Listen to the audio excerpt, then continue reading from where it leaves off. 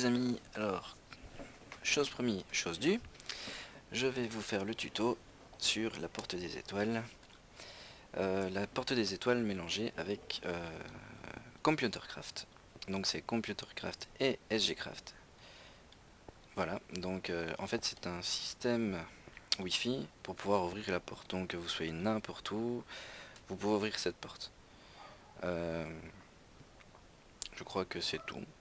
Ouais. Enfin, à la distance maximum du Wi-Fi. Alors, on va pour ça commencer le tuto.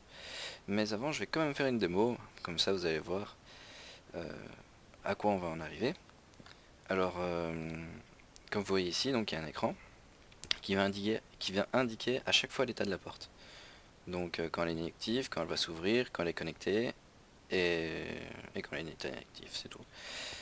Donc voilà, avec l'iris qui va s'ouvrir au moment où la porte s'ouvre et qui va se fermer au moment où la porte se ferme.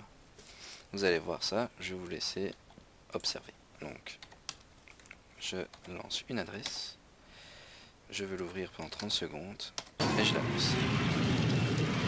Donc vous voyez, connexion A.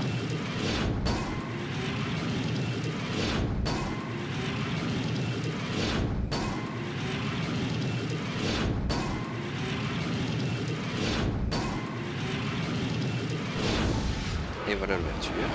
Et quand la porte est connectée, il le précise aussi. Alors on passe, parce qu'on a que 30 secondes. Alors les 30 secondes, normalement c'est à l'ouverture de la porte. Donc au moment où la connexion commence à s'établir. Alors pour revenir, c'est tout simple. Ici c'est à l'ancienne. Donc ici, comme vous voyez, ça consomme de l'aquada parce que j'ai été obligé, j'ai pas d'énergie, rien du tout. De l'autre côté, il n'y a aucune énergie aucun autre aquada utilisé, c'est juste de l'énergie en RF. Alors, je repasse la porte et maintenant vous voyez que le message est mis porte connectée à. Donc si vous êtes d'ici, qu'un ami ouvre la porte chez vous, vous savez d'où la porte est ouverte. Après vous pouvez me remplacer les adresses par les noms de vos amis, quoi. Donc ici on va fermer la porte. Voilà. Et à la fermeture de la porte, l'iris se ferme aussi. Voilà, donc ça c'est le résultat final qu'on veut obtenir. Alors, voilà, hein. Alors, pour la première étape du tuto, ce sera juste la construction de la porte. Et je vais vous parler de ses améliorations. Donc on va y aller. Et pour ceux qui demandent, ces téléporteurs là, c'est Ender.io. Alors voilà, nous sommes arrivés dans la pièce pour construire la porte. Alors il faut 4 items pour construire la porte.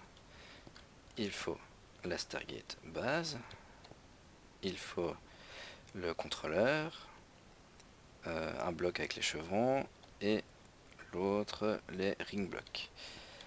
Alors, je vais vous montrer les crafts, hein, juste comme ceci. Je ne veux pas tout expliquer en détail, vous connaissez bien les blocs. Enfin, il faut un minimum jouer, mais ça va. Alors, les seuls items que je vais quand même vous montrer, c'est quand même le naquada. Alors, le naquada ici, il faut prendre une naquada brute et le mettre avec du fer. Automatiquement, vous aurez un lingot de naquada. Donc ça, il est facile à faire. Alors, le cristal ici. Alors, le corps cristal et le contrôleur cristal. Ces deux-là, vous pouvez pas les crafter. Si vous êtes en survie, vous pouvez pas les crafter, vous devez les trouver dans les donjons. Alors, je pense qu'il y a moyen de les crafter. Dans les fichiers, j'ai vu que il y avait quelque chose avec True ou False au niveau du craft des cristaux. J'ai pas encore réussi à les mettre sur mon serveur, à faire en sorte qu'ils puissent être craftés, mais je vais essayer et si j'y arrive, alors je vous communiquerai la chose. Donc voilà, donc le craft de celui-ci n'est pas très compliqué non plus, juste un petit peu d'obsidienne, il nous faudra 3 blocs de cobalt cuite. Alors pour le chevron, même chose, en fait c'est souvent les mêmes blocs qui reviennent, hein. Comme vous le voyez ici, jusqu'ici qu'on rajoute de la glowstone et de la redstone. et une perle, une nether pearl. Et ici, bah, simplement, toujours les mêmes blocs qui reviennent, c'est même le bloc le plus facile à faire. Alors voilà. Donc après ceci, nous allons prendre nos blocs. Voilà. Je vais prendre ceci pour après. Alors on va commencer. Pour construire la porte, Stargate, la base de la Stargate doit être au milieu. Alors il n'y a pas qu'au milieu, ils doivent aussi être... enfin le sens du rond bleu sera le sens de la porte. Le sens dans lequel vous rentrerez dans la porte. Alors moi je vais le mettre puis ici. Hop. Alors après, il faut mettre 2 ring blocks sur les à côté, comme ceci. Voilà. Les chevrons sur les coins. Les chevrons sont toujours dans les coins. Donc après, on peut mettre ceci. On peut mettre ceci comme ça, comme ceci, comme ceci et comme ceci. Voilà. Après, on peut mettre les chevrons.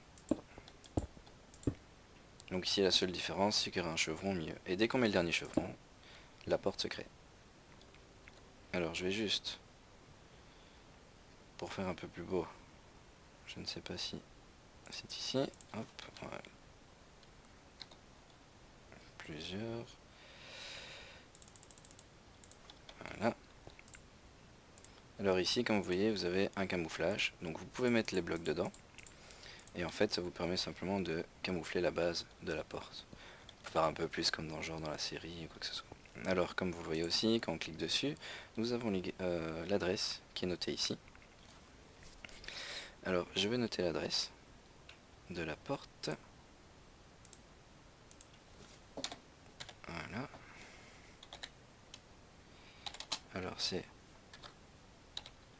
YAOP-VFL-SA. Voilà. Alors, maintenant que la porte est faite, je vais vous montrer les 2 améliorations qu'il peut y avoir. Alors la première amélioration, ce sont les chevrons. Alors ce sera pour... En fait ici avec la porte, vous pouvez communiquer partout dans le monde ou dans lequel vous êtes ici. Donc, à part dans l'Overworld, vous pouvez aller nulle part. Mais, si vous rajoutez ceci, donc on appuie sur Shift et on clique.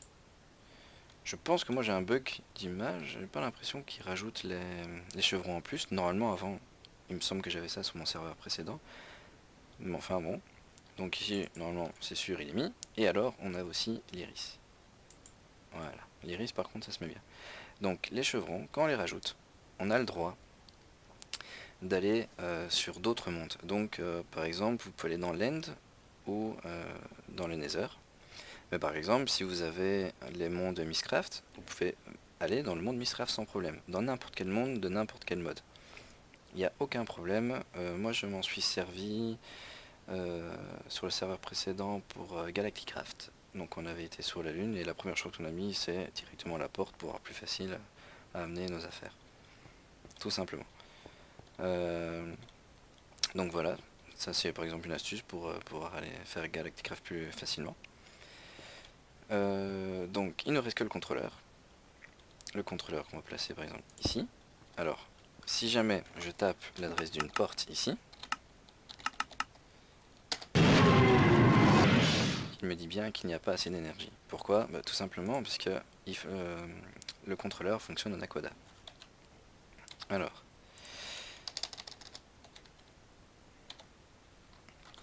le Nakoda, c'est ceci. Ça, c'est la forme brute. Alors, on met le Nakoda dans le contrôleur. Et on tape le code de la porte. Alors, comme vous voyez ici, ce que j'ai marqué ici, c'est pour aller dans le monde dans lequel je suis. Si maintenant je veux aller ailleurs, je peux taper des lettres de ce côté-là. Alors, SA, c'est le monde dans lequel vous êtes, enfin, l'Overworld. Après, dans les autres mondes, ce sera 2 autres lettres qui seront mises à part. Mais pour l'instant, ça n'est presque ça. Alors on va taper. Et voilà. Donc la connexion se fait avec l'autre porte, la porte où j'étais au début.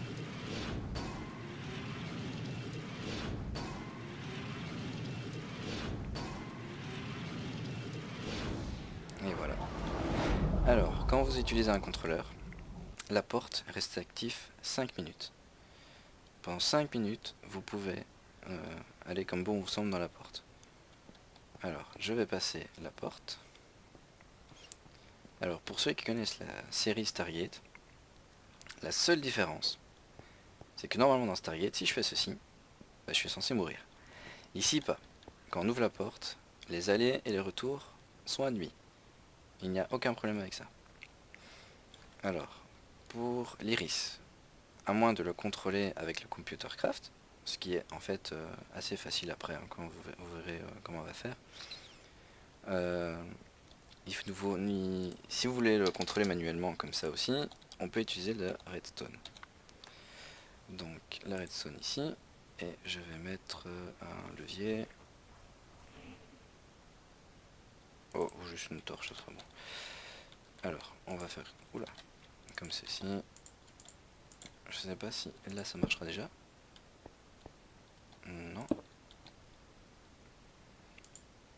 Je sais plus exactement jusqu'où il faut aller. Ah bah voilà, au milieu. Voilà.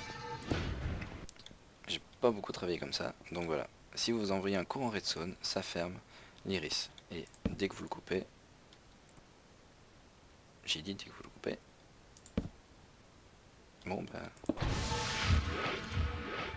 Ah, il y a quelque chose qui garde mon courant redstone. Ouais, c'est possible. Même quand je casse la torche. Ah, ça y est. Ah, mais elle est active là. Bon, c'est pas grave. Enfin, soit, donc vous voyez bien qu'avec le courant redstone, ça peut ouvrir ou fermer la porte. Après, c'est rudimentaire, mais pourquoi pas si vous commencez et que vous avez que ça, et que vous voulez pas qu'on rentre dans votre base, bah, vous n'avez qu'à faire ça. Donc voilà, ceci, bah, c'était un peu le premier tuto. Donc je vais vous montrer hein, comme quoi ça peut être cool ici. Hop, on ferme la porte. Oui, donc même si ça a été ouvert de l'extérieur, j'ai le droit de fermer la porte comme je veux.